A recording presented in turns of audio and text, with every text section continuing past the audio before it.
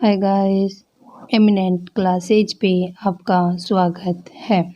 हम 15वीं विधानसभा के बारे में चर्चा कर रहे थे कि जो 15वीं विधानसभा थी उसका गठन कब हुआ था। 2018 में उसका गठन हुआ था। उस समय मुख्यमंत्री कौन थे? उस समय मुख्यमंत्री थे अशोक गहलोत। और विधानसभा अध्यक्ष की बात की जाए तो विधानसभा अध्यक्ष कौन थे? सीपी जोशी थे, वो विधानसभा अध्यक्ष थे। और इस समय राज्यपाल कौन थे? राज्यपाल थे कलराज मिश्र जो कलराज मिश्र है वो क्या थे? राज्यपाल थे। और इस समय क्या हुआ था कि 198 सीटें थी। कितनी सीटें थी?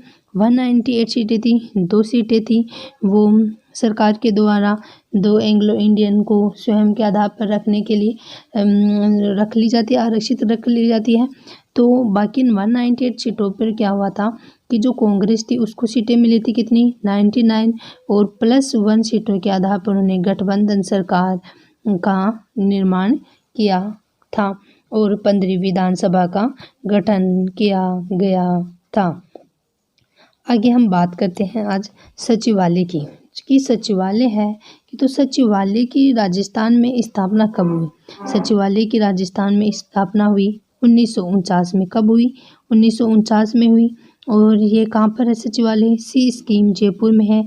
और भवन का नाम क्या है? भगवंत दास बैरक्स जो है वो भवन का नाम है। हम सचिवालय व्यवस्था की ऐतिहासिक रूप से बात की जाए तो सचिवालय था वो 1756 में। कब? 1756 में, जब ईस्ट इंडिया कंपनी के कार्यों को पूर्ण करने के लिए ईस्ट इंडिया कंपनी थी तो ईस्ट इंडिया कंपनी के द्वारा सचिवालय का निर्माण किया गया था। और तो उसका कार्य पूर्ण करने के लिए कहाँ रखा गया था? फोर्ट विलियम कार्यालय में स्थापित किया गया था। और यह गवर्नर के सहयोग देने के लिए कुछ सचिवों की यहाँ पर नियुक्ति की गई थी। आगे हम बात करें 1773 का रेगुलेटिंग एक्ट था, उसके माध्यम से केंद्रीय शासन की नींव रखी गई थी, जिसके अंदर गवर्नर जनरल और 4 सदस्यीय कार्यकारी परिषद का गठन किया गया था। हम कार्यकारी परिषद को सलाह देने के लिए सचिवों की नियुक्ति की गई। तो जब सचिवों की कार्यकारी परिषद में सलाह के लिए सचिवों की नियुक्ति की जाती है तो उसे हम क्या बोलते हैं? उसे हम कहते हैं इंपीरियल सचिवालय कहा जाता है। 1843 में केंद्र एवं राज्यों के सचिवालयों को पृथक किया गया था। कब किया गया था? 1843 थे उसके अंदर केंद्र एवं राज्यों के सचिवालय को पृथक किया गया था तथा सबसे पहले बंगाल प्रांत में राज्य सचिवालय की स्थापना हुई थी। कहाँ पर स्थापना हुई थी? राज्य सचिवालय की स्थापना बंगाल प्रांत में राज्य सचिवालय की स्थापना की गई थी। आगे हम बात करें सचिवालय की तो राजस्थान में जो सचिवालय है उसकी बात की जाए तो राज्य सरकार के जो समस्त विभाग हैं, कौन से हैं राज्य सरकार के? राज्य सरकार के जो समस्त विभाग हैं उनमें राजनीतिक एवं जो प्रशासनिक कार्यपालक हैं वहाँ सम्मिलित रूप से बैठते हैं, उसे हम राज्य शासन सचिवालय कहा जाता है। और प्रत्येक राज्य है उसका अपना शासन सचिवालय होता है जो विभिन्न भागों में बटा होता है। सचिवालय का सर्वोच्च राजनीतिक अधिकारी है वो मुख्यमंत्री तथा सर्वोच्च प्रशासनिक अधिकारी होता है वो मुख्य सचिव होता है। राजनीतिक अधिकारी कौन होता है? मुख्यमंत्री होता है। और प्रशासनिक अधिकारी कौन होता है? वो होता है मुख्य सचिव होता है। प्रत्येक विभाग का राजनीतिक प्रमुख कैबिनेट मंत्री या राज्य मंत्री होता है और उनके साथ किसी भी विभाग का जो स्वतंत्र प्रभारी होते हैं, राज्य मंत्री किन्हीं भी विषय के लिए स्वतंत्र प्रभारी होते हैं और उन विषयों के लिए कैबिनेट मंत्री के साथ जुड़े होते हैं। और कुछ विभागों में उपमंत्री भी होते हैं, उनके पास स्वतंत्र प्रभार नहीं होता तो उनकी सहायता के लिए जो सचिवों की जो प्रशासनिक जो सेवा के सदस्य होते हैं उनको हम मुख्य सचिव कहते हैं और वो राज्य प्रशासन का मुख्य समन्वयक के रूप में कार्य करते हैं। राज्य के संपूर्ण प्रशासन के लिए जो सचिवालय है वो उत्तरदायी होता है और सभी विभागों पर उसकी नज़र रहती है।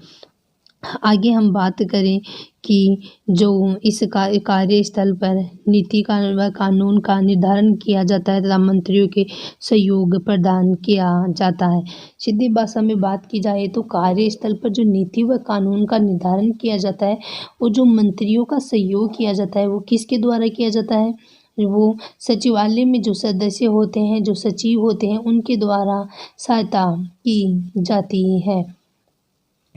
और आगे हम बात करें राजनीतिक और प्रशासनिक संरचना की, तो राजनीतिक की बात की जाए तो राजनीतिक में क्या होता है, सबसे पहले होता है मुख्यमंत्री, उसके बाद में होता है कैबिनेट मंत्री, उसके बाद में राज्य मंत्री होता है, उसके बाद में उप मंत्री होता है और सबसे अंतिम रूप से संसदीय सचिव होता है।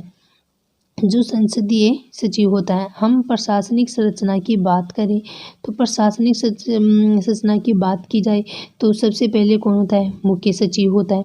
मुख्य सचिव के बाद में कौन होता है, अतिरिक्त मुख्य सचिव होता है। अतिरिक्त मुख्य सचिव के बाद में कौन होता है, सचिव होता है।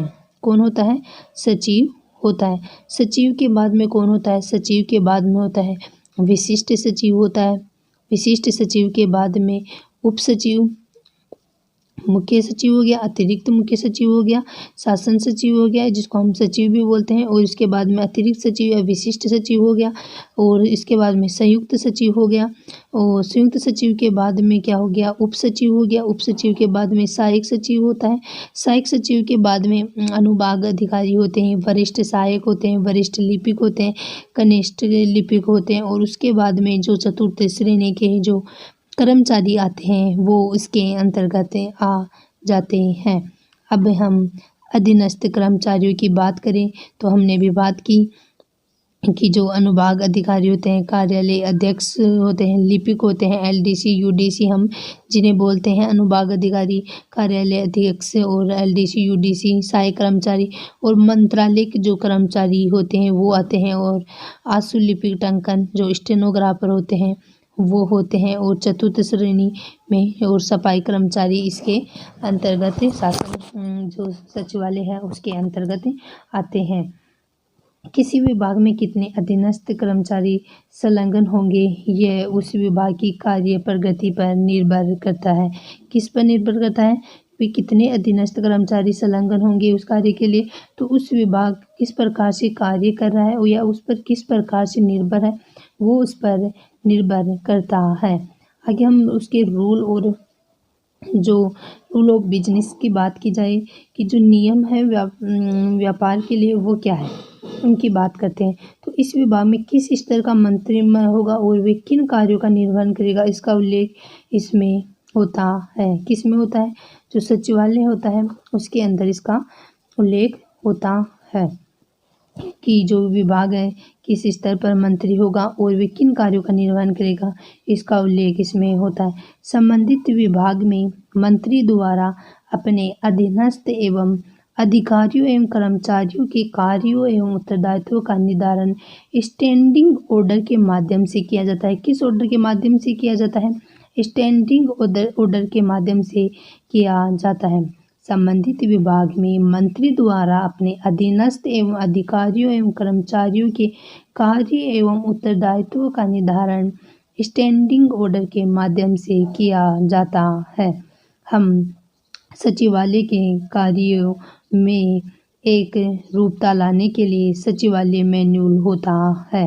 क्या होता है, जो सचिवालय है उसमें कार्यों में एक रूपता लाने के लिए, किसमें, सचिवालय के कार्यों में एक रूपता लाने के लिए सचिवालय मैन्यूल होता है। सचिवालय में निम्न सेवाओं से अधिकारी व कर्मचारी आते हैं। कौन होते हैं, आईएएस होते हैं जो भारतीय प्रशासनिक सेवा होते हैं, आरएस होते हैं राजस्थान प्रशासनिक सेवा, आरएएस एसीएस होते हैं राजस्थान अकाउंट सेवा, आरएचजीएस होते हैं राजस्थान उच्च न्यायिक सेवा और राजस्थान राज्य मंत्रालयिक सेवा, और तकनीकी सेवा जैसे वन, चिकित्सा, अभियांत्रिकी, और इनमें सचिवालय एवं सलाहकार जो स्टाफ एजेंसी होती है वो होती है। कौन होती है, जो सचिवालय एवं सलाहकार होते हैं।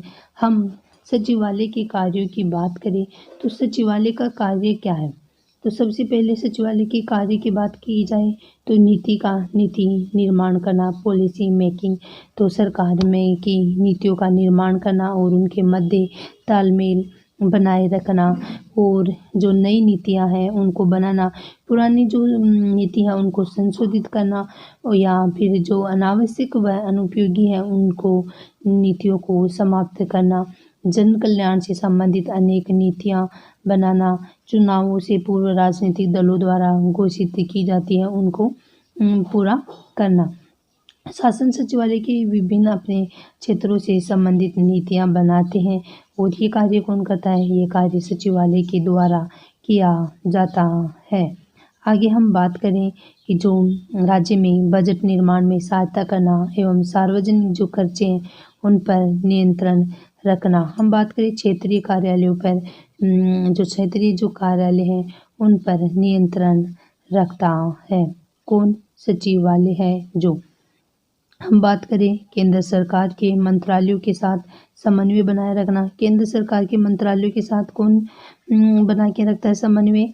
मंत्रालयों के साथ केंद्र सरकार के जो भी मंत्रालय हैं उनके साथ समन्वय बनाकर रखा जाता है कि जो भी निदेशालय, मंडल, निगम, लोक जो उपक्रम होते हैं उनके साथ समन्वय बनाया रखा जाता है। ये दायित्व कौन निभाता है? ये सचिवालय निभाता है।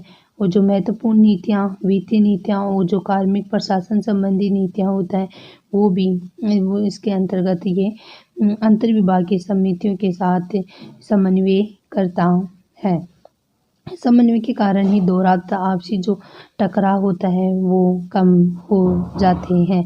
राज्य के लिए सूचना भंडार, राज्य के लिए क्या बनाना? राज्य के लिए सूचना भंडार के रूप में कार्य करेगा। सूचना संग्रहण में विभिन्न पहलों के बारे में सूचना एकत्रित करता है, उसका वर्गीकरण करता है और उसका विश्लेषण करता है। इसीलिए कहा जाता है कि सूचनाओं के आधार पर नीति निर्माण, नीति निष्पादन तथा मूल्यांकन का कार्य करना होता है।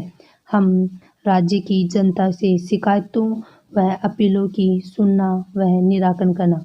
जो जनता है उनकी जो शिकायतें होती हैं उनका निराकरण करना और उनका जो निष्पादन है वो करना कि उनकी क्या मांगे हैं उनको पूरा करना किसका काम है? सचिवालय का कार्य है। आगे हम बात करें मुख्य सचिव के बारे में कि मुख्य सचिव है तो मुख्य सचिव कौन होता है? मुख्य सचिव की बात की जाए तो मुख्य सचिव कौन होता है? बात करें मुख्य सचिव की तो मुख्य सचिव कौन होता है? मुख्य सचिव होता है कौन? मुख्य सचिव होता है IAS अधिकारी होता है, वो क्या होता है? मुख्य सचिव होता है। आगे हम बात करें कि ये मुख्यमंत्री की पसंद का व्यक्ति होता है। किसकी पसंद का व्यक्ति होता है? मुख्यमंत्री की पसंद का व्यक्ति होता है। राज्य प्रशासन का मुखिया होता है। राज्य प्रशासन का किंग पिन भी कहा जाता है। किसको? मुख्य सचिव जो है उसको राज्य प्रशासन का क्या कहा जाता है? किंग पिन कहा जाता है। हम राज्य लोक सेवा का नेतृत्व भी करता है। क्या करता है? राज्य जो लोक सेवा उसका नेतृत्व करता है। मुख्य सचिव का स्तर केंद्र में मंत्रालयों के सचिव के बराबर होता है, और जो मुख्य सचिव होता है वो जो मुख्यमंत्री होता है उसके सपनों का पूरा करने वाला होता और उसके सपनों का साकार करने वाला भी बोला जाता है, अर्थात कि जो नीतियों का निर्माण करता है। इसी कारण मुख्य सचिव को ऐसे कहा गया है।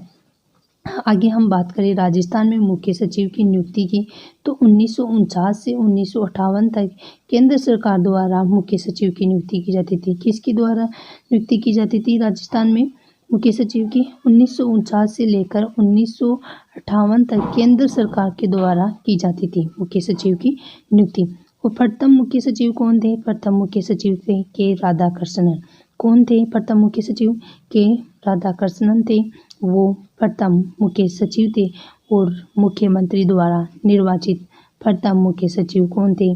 BS मेहता थे, जिन्हें मुख्यमंत्री मोहनलाल सुखाड़िया ने चुना था। हम बात करें मुख्यमंत्री, पहले कौन कौन चुनाव करता था मुख्य सचिव का, तो वो करता था केंद्र सरकार के द्वारा चुनाव किया जाता था। और हम बात करें मुख्यमंत्री द्वारा निर्वाचित प्रथम मुख्य सचिव की, तो वो कौन थे? BS मेहता थे, जिन्हें मुख्यमंत्री मोहनलाल सुखाड़िया ने चुना था। किसने चुना था? मोहनलाल सुखाड़िया ने उनको चुना था। आगे हम बात करें मुख्य सचिव का चयन किस प्रकार से होता है, तो जो वरिष्ठ भारतीय प्रशासनिक सेवा के अधिकारियों में से राज्य के मुख्यमंत्री द्वारा चयन होता है। जो वरिष्ठ भारतीय प्रशासनिक सेवा के अधिकारियों में से राज्य के मुख्यमंत्री द्वारा चयन होता है, अर्थात कि जो IAS अधिकारी होता है जिसका समय काल उस काफ़ी अनुभव होता है, तो उस अधिकारी को राज्य के मुख्यमंत्री के द्वारा चुना जाता है। चयन का आधार देखें हम, तो किस आधार पर चुनाव किया जाता है मुख्य सचिव का, तो उसका आधार पर किया जाता है प्रशासनिक सेवा का लंबा अनुभव हो, असाधारण प्रतिभा व आकर्षक व्यक्तित्व हो उसका, और मुख्यमंत्री का विश्वास पात्र हो। सबसे बड़ी बात कि वो मुख्यमंत्री का विश्वास पात्र होना चाहिए। हम बात करें मुख्य सचिव का पद ना तो राजनीतिक होता है और ना ही संवैधानिक एवं आधिकारिक पद होता है। मुख्य सचिव का राजनीतिक एवं संवैधानिक पद नहीं होता, बल्कि क्या होता है?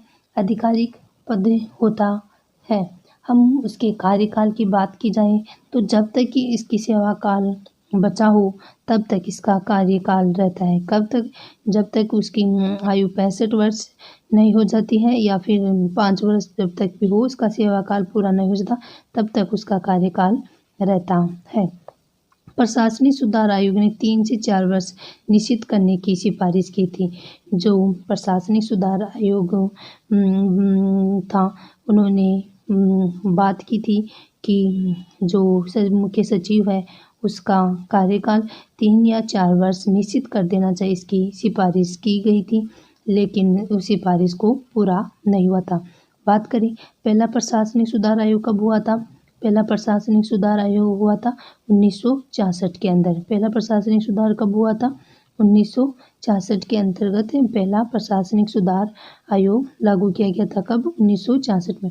और किसकी अध्यक्षता में किया गया था? जो मोरारजी देसाई थे उसकी अध्यक्षता में पहली बार प्रशासनिक सुधार आयोग किया गया था। हम मोरारजी देसाई के त्यागपत्र के बाद BL जो माथुर थे, उन्होंने 4 मुख्यमंत्रियों के साथ कार्य किया था। कौन थे वो? हरिदेव जोशी, शिवचरण माथुर, हरिदेव जोशी और भैरू सिंह शेखावत। जो BL माथुर थे, उन्होंने 4 मुख्यमंत्रियों के साथ कार्य किया, और वो मुख्यमंत्री कौन कौन थे? हरिदेव जोशी, शिवचरण माथुर, हरिदेव जोशी और भैरू सिंह शेखावत के कार्यकाल के दौरान जो मुख्य सचिव का कार्यकाल किया था BBL माथुर ने। हम बात करें सर्वाधिक लंबी अवधि तक कौन रहे थे? सर्वाधिक लंबी अवधि तक किसका कार्यकाल रहा था मुख्य सचिव के रूप में? तो मुख्य सचिव के रूप में रहा था BS मेहता का 1958 से 1964 तक। कब से कब तक? 1958 से 1964 तक BS मेहता का कार्यकाल रहा था। पूछ लिया जाए कि मुख्य सचिव के रूप में सर्वाधिक लंबी अवधि तक कार्यकाल किसका रहा था, तो वो रहा था BS मेहता का। हम बात करें राजस्थान में पहली महिला मुख्य सचिव की बात की जाए, तो राजस्थान में पहली मुख्य सचिव कौन बनी थी? तो राजस्थान में पहली मुख्य सचिव बनी थी कुशल सिंह। और कब बनी थी? 2009 में। कौन बनी थी राजस्थान की पहली मुख्य सचिव? पहली महिला मुख्य सचिव कुशल सिंह बनी थी। और कब बनी थी? 2009 में बनी थी। वर्तमान में मुख्य सचिव के पद पर कौन है? जो DP गुप्ता है, वो वर्तमान में मुख्य सचिव पद पर है। आगे हम बात करें मुख्य सचिव के कार्य की। जो मुख्य सचिव जो वर्तमान में मुख्य सचिव का पद है वो बदलता रहता है। जब अलग सरकार आती है तो वो अपने सरकार से चुनाव करती है। 1 साल में भी इसका कार्यकाल बदल दिया जाता है। जो मुख्य सचिव है तो इसका अपने अकॉर्डिंग देख लेना कि अभी कौन है। तो आगे हम बात करें मुख्य सचिव के कार्यों की। तो मुख्य सचिव के कार्य क्या होते हैं? मुख्यमंत्री को सलाह देना। क्या कार्य होते हैं? कि मुख्यमंत्री है उसको सलाह देना इसका कार्य होता है। राज्य प्रशासन को नेतृत्व प्रदान करता है। नेतृत्व किसे प्रदान करता है? राज्य जो प्रशासन है उसको नेतृत्व प्रदान करता है। मंत्रिमंडलीय बैठकों की व्यवस्था करना एवं बैठकों से संबंधित सूचना मंत्री एवं अन्य प्रशासनिक इकाइयों तक पहुंचाना। क्या होता है कि बैठकों की व्यवस्था करना एवं बैठकों से संबंधित जो सूचना मंत्री व अन्य प्रशासनिक इकाइयों तक उनका कार्य पहुंचाना होता है। और केंद्र में मंत्रालयों के साथ केंद्र में मंत्रालयों के साथ समन्वय स्थापित करना। क्या स्थापित करना? समन्वय स्थापित करना। किसके साथ? जो केंद्र में जो मंत्रालय है उनके साथ संबंध या समन्वय स्थापित करना होता है। अंतर्राज्यीय जो परिषद एवं क्षेत्रीय परिषद में होने वाली बैठकों के दौरान मुख्यमंत्री को सहयोग प्रदान करता है। कौन? मुख्य सचिव है वो। अंतर्राज्यीय परिषद एवं क्षेत्रीय परिषद में होने वाली बैठकों में दौरान मुख्यमंत्री को सहयोग करना इसका कार्य होता है। महत्वपूर्ण व्यक्तियों एवं पदाधिकारियों को प्रोटोकॉल उपलब्ध करवाना। महत्वपूर्ण व्यक्तियों पदाधिकारियों को प्रोटोकॉल उपलब्ध कराना था कि राज्य में कोई अन्य अधिकारी महत्वपूर्ण पद है तो वो जब घूमने के लिए या फिर किसी भी कार्य के दौरान आते हैं तो उनको सुरक्षा प्रदान करना किसका कार्य है? मुख्य सचिव का कार्य होता है।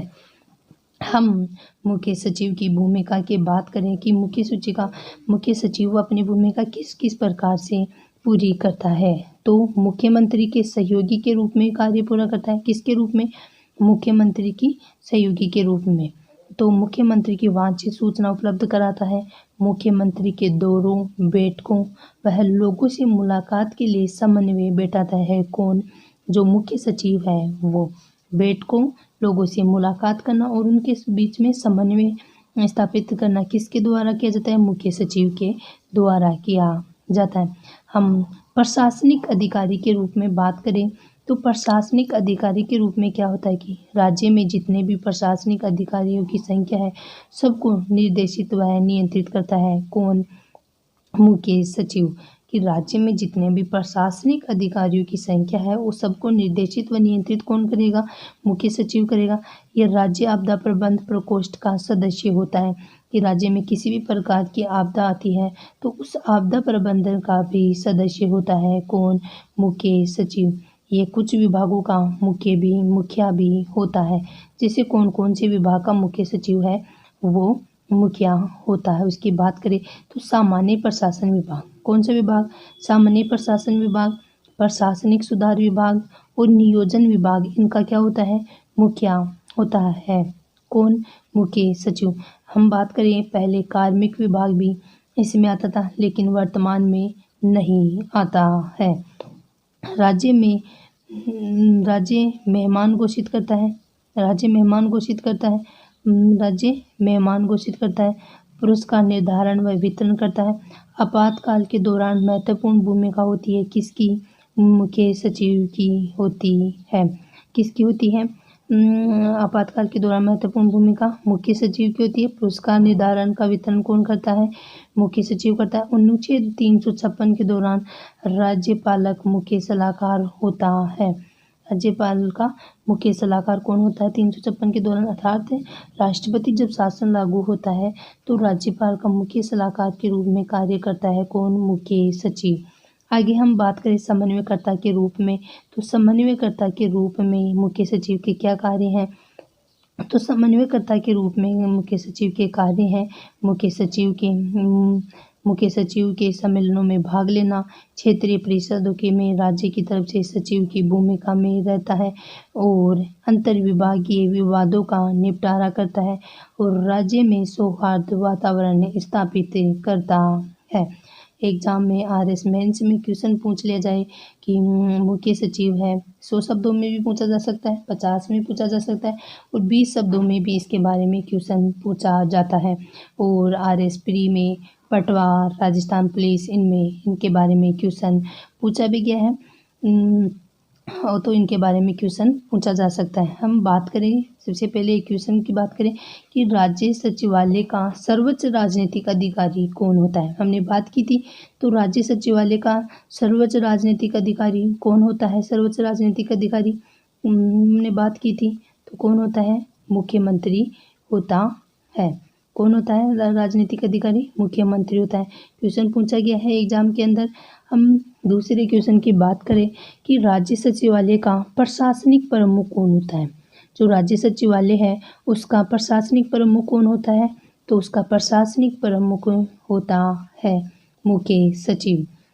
हम बात करें जो प्रशासनिक सुधार से संबंधित बनोद समिति कब गठित की गई थी? हमने बनोद समिति की बात नहीं की थी, तो इसमें क्वेश्चन पूछ लिया जाए कि प्रशासनिक सुधार से संबंधित बनोद समिति कब गठित की गई थी? बनोद समिति, कौन सी समिति? बनोद समिति कब गठित की गई थी?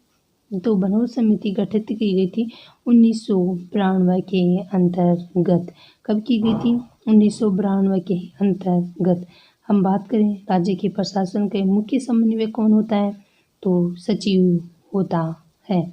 नीति निर्माण की प्रमुख संस्था होती है। कौन होता है? नीति निर्माण कौन करता है? सचिवालय करता है। नीति निर्माण कौन करता है? नीति निर्माण कौन करता है? सचिवालय करता है। क्या? नीति निर्माण। आगे हम बात करें कि किसी भी विभाग का जो राजनीतिक प्रमुख होता है वो कौन होता है? तो वो होता है कैबिनेट मंत्री होता है। हम